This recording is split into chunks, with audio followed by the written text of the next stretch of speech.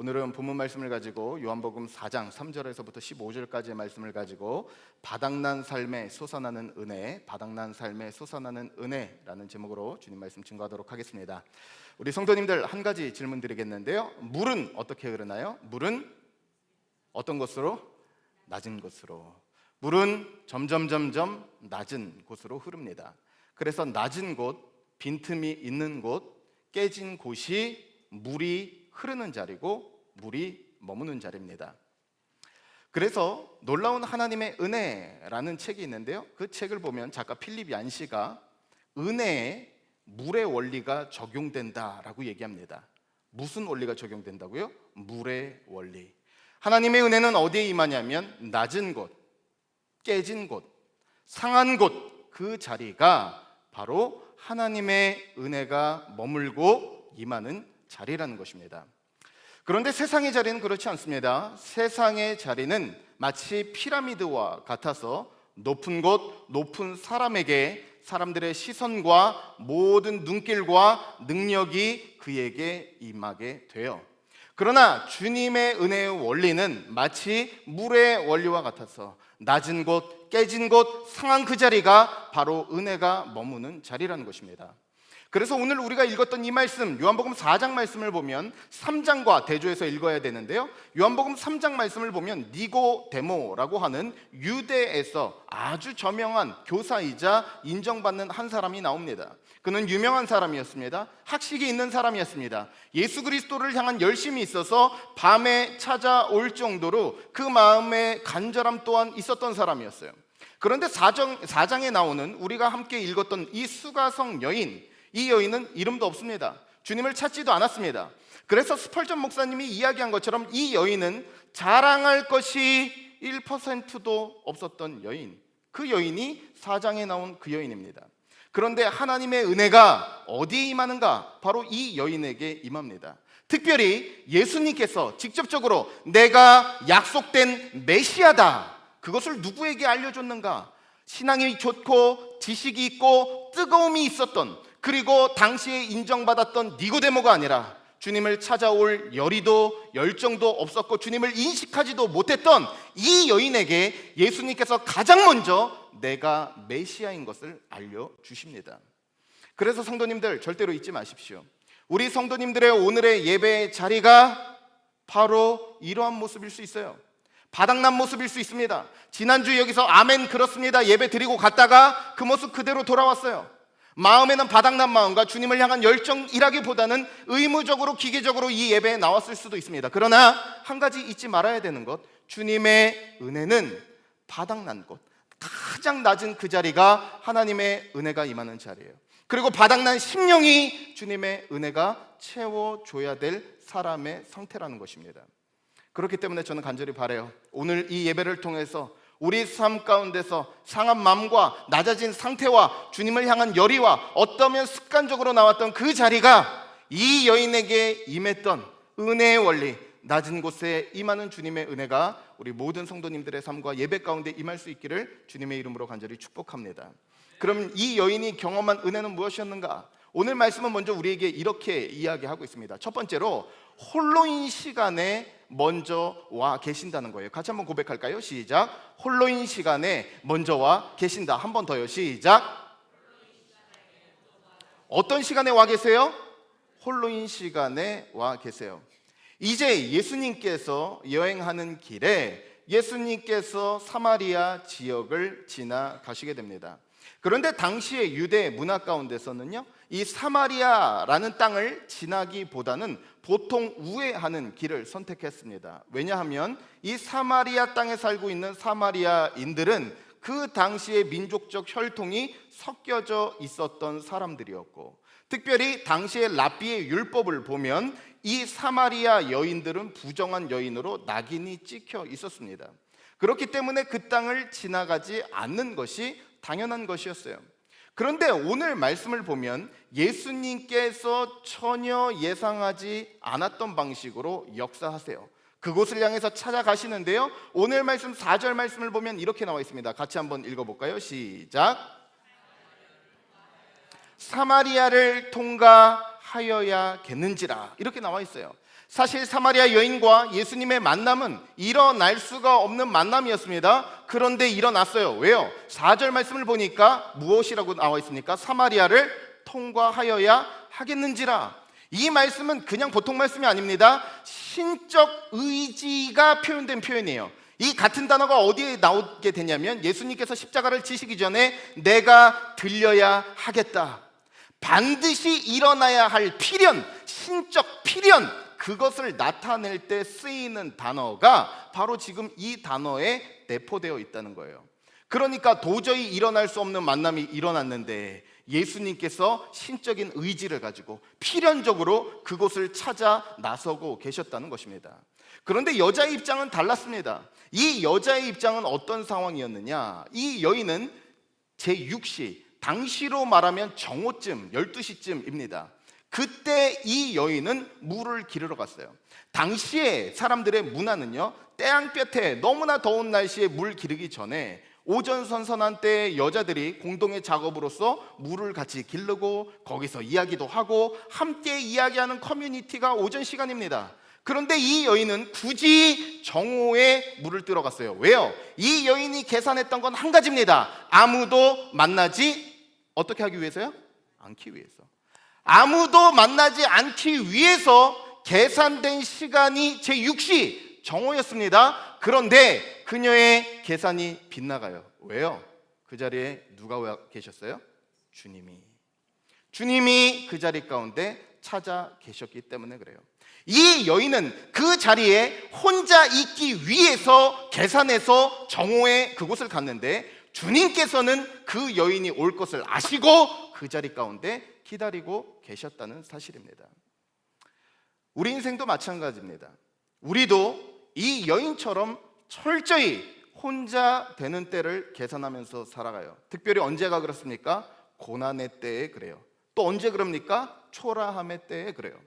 우리는 고난을 당하면 철저히 이 여인처럼 홀로 됩니다. 왜요? 고난은요, 홀로 지는 거예요.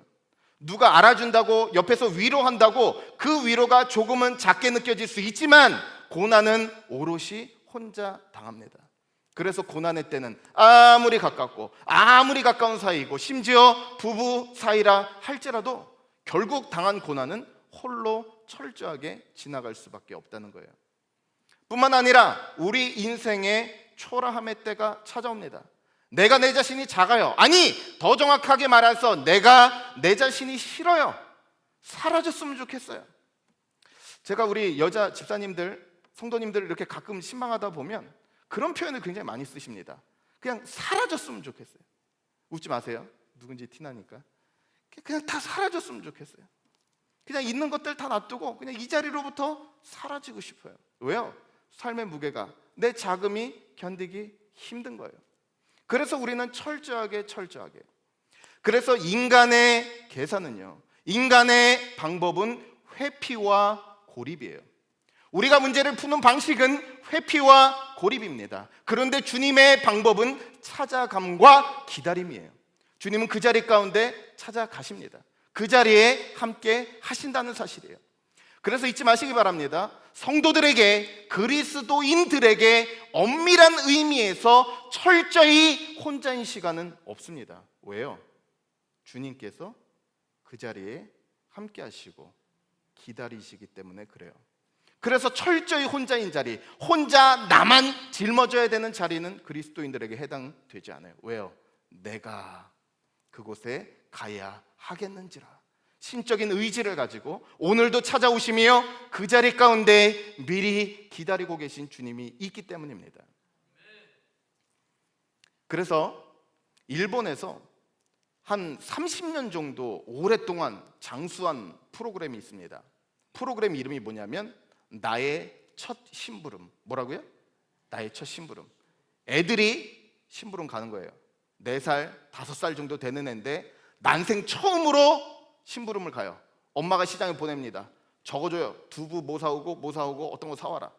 근데 걔는요, 그 길을 가본 적이 1도 없어요. 한 번도 없어요. 근데 엄마가 보내요.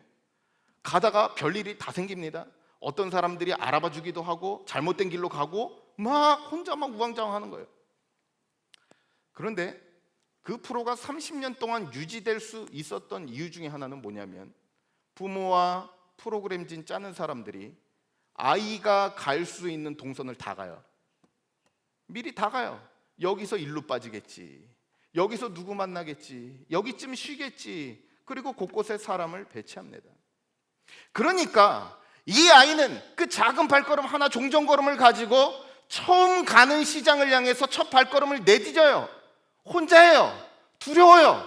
그런데 엄밀하게 말해서는 혼자인 자리가 아니라 이미 걸어간 자리고, 이미 어른들이, 이미 스태프들이 함께하는 자리를 그 아이가 그저 걸어갈 뿐이라는 사실이에요. 성도의 삶이 이와 같습니다.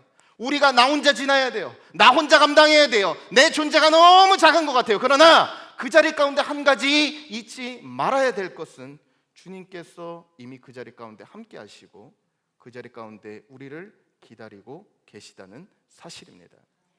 그래서 시편 139편에 보면 놀라운 말씀을 우리에게 이렇게 선언합니다. 같이 한번 읽어볼까요? 시작. 내가 새벽 날개를 치며 바다 끝에 가서 거주할지라도, 10절입니다. 거기서도 주의 손이 나를 인도하시며 주의 오른손이, 바다 끝에 철저히 혼자 돼서 바다 끝에 있을지라도 뭐라고 얘기합니까? 한번 따라할까요? 거기서도 주님은 함께 하세요. 그래서 잊지 마십시오. 고난의 때 거기서도 주님이 함께 하십니다. 외로움의 때에 거기서도 주님이 위로를 주세요. 병든 상황에서 거기서도 주님이 감당할 힘을 주십니다.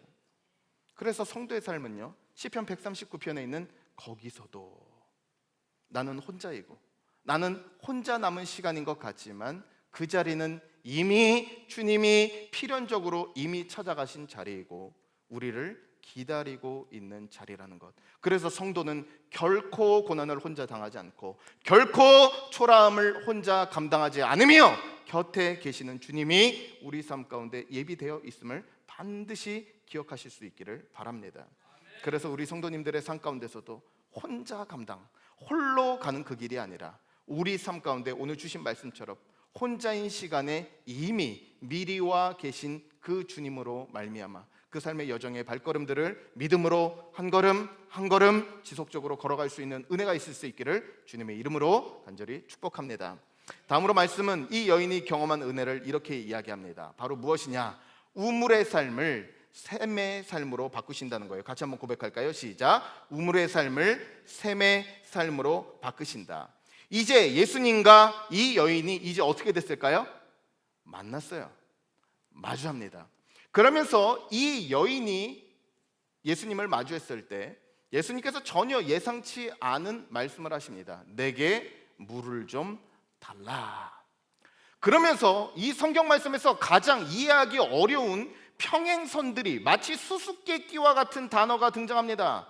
물을 내게 좀 다오. 그러자 이 여인이 얘기합니다. 당신은 유대인으로서 왜 내게 물을 달라고 합니까? 그러자 예수님이 얘기합니다. 내가 지금 하나님의 선물과 또한 내가 누구인지 알았더라면 내게 물을 달라고 했을 것이다. 그러자 이 여인이 또 동문서답합니다. 당신에게는 지금 물 기를 그릇도 없는데 지금 어떻게 물을 얻을 수 있겠습니까? 서로 완전히 다른 수수께끼와 같은 대화를 하고 있어요. 그런데 이 말씀이 어디서 풀리게 되느냐? 우리 말씀 13절과 14절 말씀을 읽어야 돼요. 여기서 풀리게 됩니다. 13절, 14절 같이 봅니다. 시작.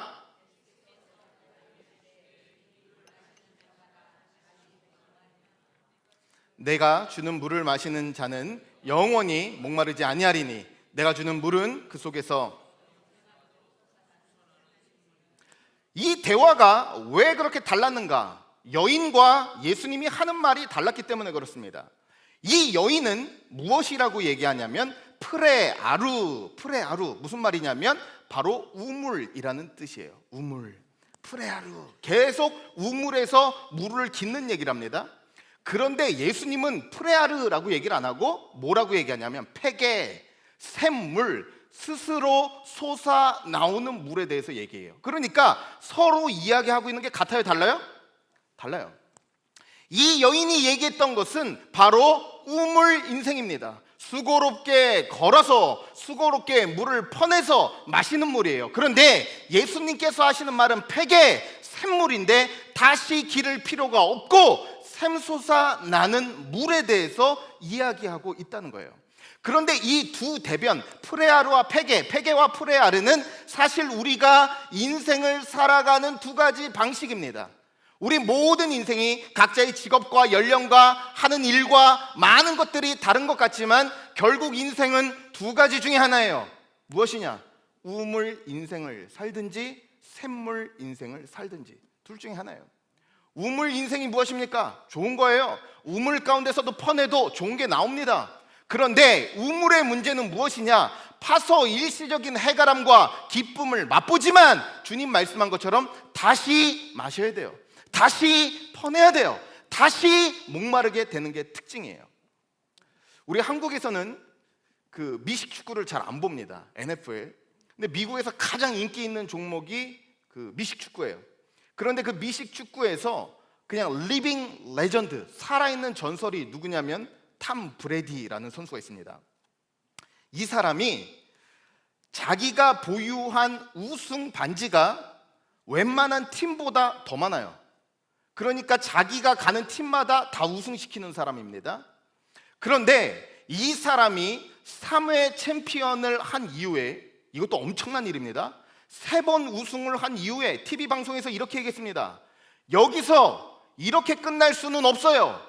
이 이상이 있어야 됩니다. 이렇게 얘기했어요. 무슨 말이냐면 내가 3번 우승했는데 내가 꿈꿨던, 내가 바랬던, 내가 이르기를 원했던 그 자리, 그곳, 그 만족 아니라는 거예요. 이 이상이 있어야 됩니다 라고 얘기를 했어요. 그럴 때 리포터가 이렇게 물었습니다. 그러면 그 다음은 무엇입니까? 그 너머에 무엇이 있어야 됩니까? 물어보자 그 사람이 이렇게 얘기했어요. 저도 잘 모르겠습니다. 이게 샘물 인생의, 이것이 우물 인생의 특징이에요. 퍼냈어요, 가졌어요, 만났어요. 그런데 곧 지나지 않아서 다시 목마르게 되는 것, 그것이 바로 우물 인생의 특징이라는 거예요. 오늘 말씀을 보면 이 여인이 전형적인 우물 인생을 살았던 여인입니다. 이 여인은 무려 5번의 결혼을 경험한 여인이었어요. 단순히 성적으로나 그녀가 음란해서 그런 게 아니었습니다. 당시에는요, 이혼의 전권이, 이혼 결정권이 전적으로 남자에게 있었습니다. 그러니까 5번 남편이 죽었거나 혹은 그 이상으로 그가 남자들에게 버림을 받았던 거예요. 그런데 이 여인은 지속적으로 결혼에 목을 맸습니다. 왜요? 그게 내 가치를 인정받는 길이었어요. 내가 가치 있는 사람이라는 것, 나를 원하는 사람이 있다는 것, 내가 여전히 사랑받는 사람이라는 것, 그것을 그가 갈구하며 채울 수 있는 그 인생의 우물이 결혼이었다는 것이에요. 우리 인생도 날마다 목마릅니다. 왜요? 내 가치를 우물에서 찾기 때문에 그래요. 세상에서는요, 우리의 가치가 어디에 따라 매겨지느냐, 바로 우리가 하는 일과 우리의 소득과 우리의 연봉과 우리의 소유와 우리가 가진 집과 우리가 나온 학교, 그게 내 가치예요. 그런데 문제는 무엇이냐면 이 가치는 목마를 수밖에 없습니다. 위치와 포지션은요, 높았다가 점점 내려갑니다. 연봉 역시 점점 높았다가 점점 내려가요. 건강과 아름다움과 가진 것도 잠시 좋았다가 점점 내려가요. 그래서 인생 후반부와 말년에 남는 건 뭐밖에 없냐? 세상의 가치대로 하면, 세상에서 우물 가운데 기웃거린다면 남는 것은 딱 하나예요. 초람, 자금, 과거의 화려함의 때를 지난 아쉬움밖에 남는 게 하나도 없어요. 그런데 오늘 주님께서 약속하신 것이 그것입니다. 수고롭게 우물에서 파서 얻으며 또 목마른 삶이 아니라 무슨 삶을 약속하신다고요? 샘물의 삶을 약속하세요. 이 샘물의 삶은 무엇이냐? 바로 주님께서 직접 말씀하신 것처럼 너희가 하나님의 선물을 알았더라면 하나님의 선물이에요. 그런데 이 하나님의 선물은 곧 자신 예수 그리스도이십니다. 그래서 복음은요, 우리 인생 가치가 내가 이룬 것과 내가 가진 것과 내가 한 것이 아니라 그리스도가 하신 것이 내 인생의 가치다. 이게 복음입니다. 이게 없으면 인생이 작아져요. 인생이 초라해져요. 그러나 예수님은 약속하세요. 내 인생의 가치가 내가 이룬 것과 내가 하는 일이 아니라 주님께서 무엇 하신 거라고요? 이루신 일, 주님께서 하신 일, 그것이 내 인생의 가치인 줄로 믿습니다. 그래서 저는요, 제가 작아질 때마다, 제 삶 가운데 작아짐과 초라함이 찾아올 때마다 제가 수시로 입술로 선포하는 말씀 구절이 있어요. 마태복음 3장 말씀입니다.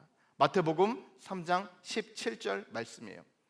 하늘로부터 소리가 있어 말씀하시되 이는 내 사랑하는 아들이요 내 기뻐하는 자라 하시니라. 이는 내 사랑하는 아들이요 내 기뻐하는 자라. 이 말씀을 언제 하셨냐면 예수님께서 세례 받고 나오실 때 하신 말씀이에요. 예수님께서 죽은 자를 살리거나 예수님께서 기적을 이루시거나 예수님께서 5,000명을 먹이신 이후에 하신 말씀이 아니라 아무것도 하시지 않았는데 하나님의 선언이 뭐였다고요? 이는 내 사랑하는 아들이요 내 기뻐하는 자라. 그래서 저는 제 인생의 존재의 가치가 흔들릴 때마다 이 고백을 합니다. 이는 내 사랑하는 아들이요 내 기뻐하는 자라. 내가 예수 그리스도를 믿을 때 예수님이 내 안에 거하십니다. 예수님의 가치가 내 안에 거합니다. 하나님께서 나를 향하여 이는 내 사랑하는 아들이요 내 기뻐하는 자라 말씀하십니다. 한번 따라했으면 좋겠습니다. 이는 내 사랑하는 아들이요. 여자분들은 딸이요 이렇게 해야죠. 다시, 이는 내 사랑하는 아들이요 내 기뻐하는 자라. 믿으십니까? 바로 이 생수의 샘물이 솟아날 때 우리는 존재적 자금과 비교와 초라함이 몰려오는 가운데서도 내 인생 가치가 내가 이룬 것과 내가 행한 것이 아니라 오직 예수 그리스도에게 있음을 믿고 이 고백이 선언하는 대로 살 수 있다는 사실입니다. 그래서 성도님들, 저는 간절히 바라요. 우리 성도님들의 삶의 자리자리마다 자금과 초라함과 비교가 찾아오는 순간 가운데서도 이 주님으로 말미암는 샘물이 우리 삶 가운데 고백되어질 수 있기를 바랍니다. 이는 내 사랑하는 아들이요 이는 내 기뻐하는 자라. 이번 한 주를 살아갈 때도 성도님들의 삶이 처해 있는 상황 가운데 자금이 찾아올 때, 목마름이 찾아올 때 다시 한번 헛된 우물과 세상과 성공과 소유의 또 다른 어떠한 것을 통하여 내 삶을 채우는 것이 아니라 우리 삶의 샘물 되시는 주 예수 그리스도, 그분으로 말미암아 이 고백이 다시 한번 우리 삶 가운데 회복되어질 수 있기를 간절히 바랍니다. 그래서 상황 가운데 내 존재가 작지 않고 내가 어떠한 상황 가운데 우겨쌈을 당할지라도 내 존재 가치는 오직 예수 그리스도에게 있음을 믿고 이번 한 주도 샘물로 말미암아 영적인 해가람을 갖고 살아가는 우리 모든 성도님들 되시기를 간절히 축복합니다. 오늘 말씀은 이 여인이 마지막으로 누렸던 은혜에 대해서 이렇게 이야기합니다. 바로 서툰 구함도 외면하지 않으신다는 거예요. 뭐라고요? 서툰 구함도. 이 여인이 누렸던 마지막 축복은 뭐냐? 너무나 서툴렀어요. 그런데 그 기도를 주님이 들어주셨다는 것입니다. 이제 지금까지는 예수님께서 말씀하셨습니다. 물을 좀 다오. 그런데 예수님께서 한 가지 약속하셨어요. 하나님의 선물과 이 선물을 주는 이가 누구인지 알았더라면 내가 구하였을 것이요. 그런데 주님이 어떤 분인지, 주님의 은혜가 무엇인지를 알자 그녀의 입이 처음으로 벌립니다. 주님을 향하여 입술을 내뱉습니다. 처음으로 그녀가 기도하기 시작했어요. 그렇기 때문에 우리 삶 가운데서도 마찬가지입니다. 기도가 시작되는 지점은 내가 좀 더 기도해야지, 내가 열심히 기도해야지, 그런다고 기도가 되는 게 아니에요. 우리 삶 가운데 기도의 시작은 언제나 하나님의 은혜가 얼마나 큰지, 어떻게 나를 찾아와 주셨는지 그 은혜를 확신하는 자만이 기도할 수 있게 된다는 것입니다. 그런데 그녀가 했던 기도가 오늘 말씀 같이 읽었던 15절에 나와 있습니다. 같이 한번 읽어볼까요? 시작.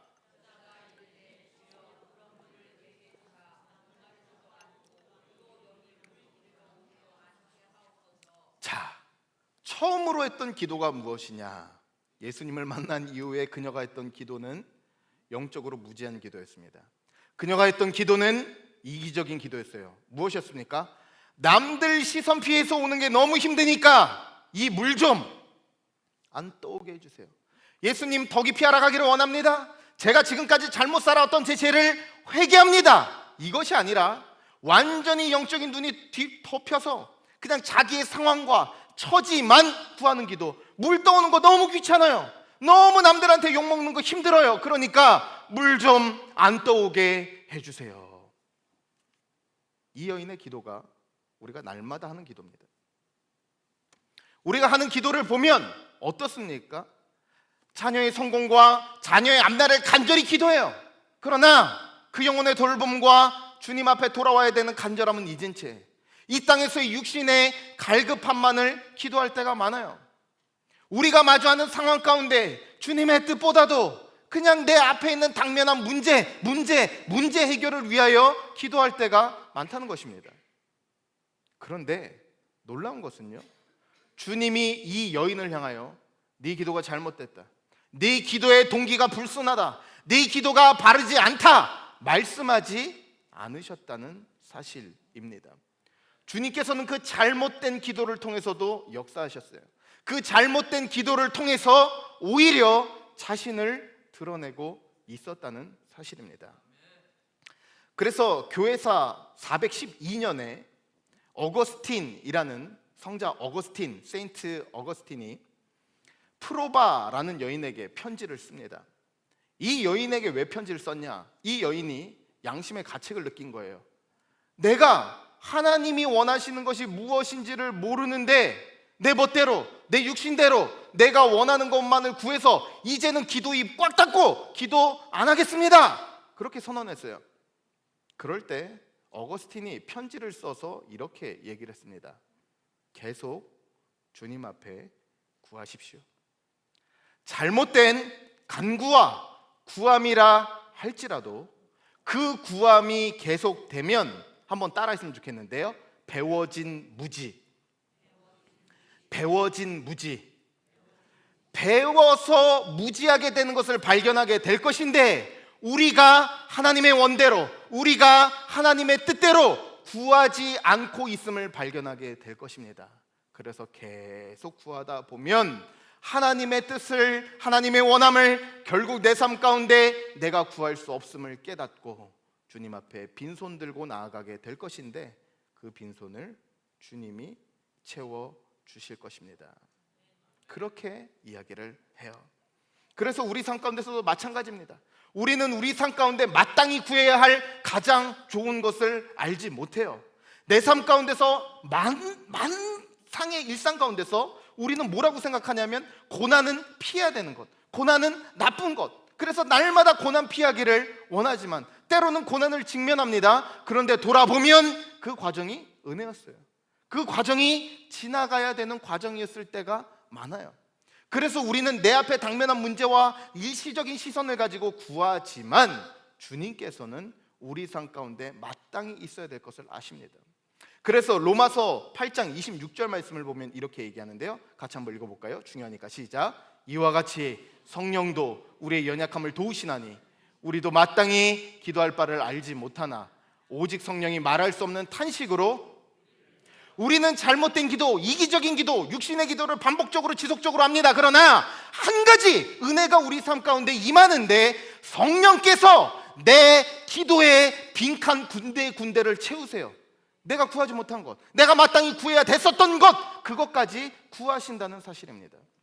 그래서 저는요, 이 무더운 여름 가운데 기도가 끊어지기 쉽고 기도가 약해지기 쉬운 때예요. 그러나 앞에 있는 육신의 당면한 문제라 할지라도 그것을 하나님이 원하시는 것인가, 하나님의 뜻인가 확신이 없을지라도 구하십시오. 내 기도의 빈칸을 성령께서 채워 주실 것입니다.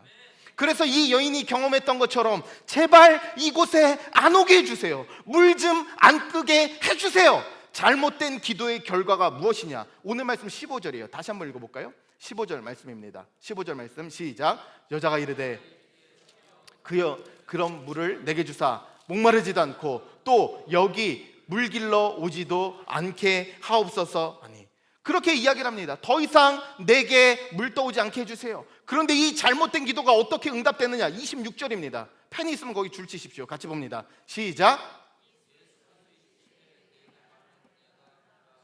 내게 말하는 내가 그라 하시니라. 에고, 에이미, 이 말씀 같은 단어가 구약 어디에서 쓰이냐? 호렙산에서 모세가 살아계신 하나님을 만날 때 나는 스스로 있는 자니라, 하나님 앞에 모세가 나타날 때 그 쓰인 단어가 똑같이 이 여인에게 나타나요. 잘못 구했고 육신의 구함을 구했는데 그 마지막에서는 하나님께서 직접 그에게 나타나 말씀하시는, 하나님을 대면하는, 처음으로 메시아인 것을 알아보는 여인이 이 여인이 되는 역사로 나타나게 되었다는 사실입니다. 그래서 우리 삶 가운데서 내 기도의 끝을 주님께서 잡고 계세요. 내 기도의 인도를 성령께서 내 기도의 빈칸을 채워 주신다고요. 그래서 이번 한 주를 살아갈 때, 또 무더운 여름을 살아갈 때 많은 기도뿐만 아니라 내 삶 가운데 당면한 기도를 하십시오. 그리고 특별히 기도를 할 수 없다면 이 한 기도를 따라했으면 좋겠습니다. 저를 한번 따라했으면 좋겠는데요. 주여, 주여, 은혜를 주옵소서. 이게 금요 기도회 때 단순히 기도하기 위한 기도 멘트가 아니에요. 이게 그냥 기도입니다. 신약에 있어서 많은 병들었던 자들이, 신약에 있어서 많은 나음을 입었던 자들이, 신약에 있어서 앉았다가 일어나며 다시 회복을 입었던 모든 기도의 핵심은 딱 하나였어요. 주여, 은혜를 주옵소서. 그 기도를 주님께서 오늘도 들으세요. 그래서 잊지 마십시오. 주님께서 물리치는 기도, 주님께서 듣지 않는 기도는 딱 하나밖에 없어요. 뭐냐? 우리가 하지 않은 기도예요. 그 외의 모든 기도는 주님 앞에 상달이 되고, 심지어 잘못된 기도라 할지라도 그 기도의 마지막을 하나님의 선함으로, 하나님의 가장 선함으로 인도해 주십니다. 이번 한 주를 살아갈 때도 우리에게 이 기도가 끊이지 않는 은혜가 있기를 주님의 이름으로 간절히 축복합니다. 아멘.